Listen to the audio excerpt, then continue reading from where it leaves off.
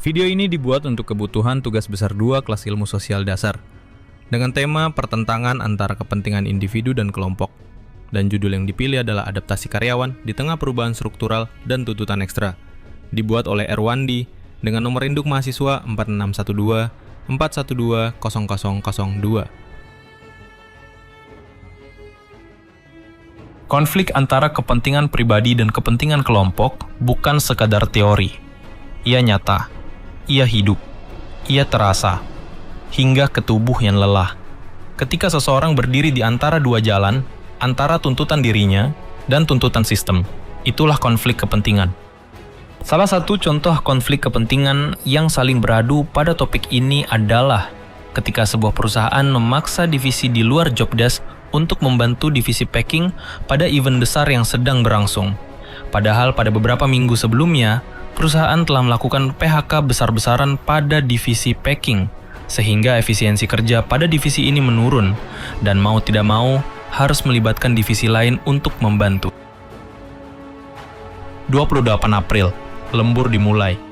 Sisa tim masih mencari napas pasca PHK massal, tapi waktu tidak mau menunggu, deadline mendesak.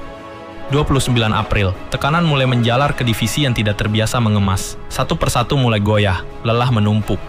30 April dan 1 Mei. Tidak ada pemberitahuan untuk lembur. Apakah ini sudah berakhir? Karyawan masih menyimpan keraguan untuk sesuatu yang akan datang. Seperti rasanya masa tenang sebelum badai. 2 Mei, lembur masif.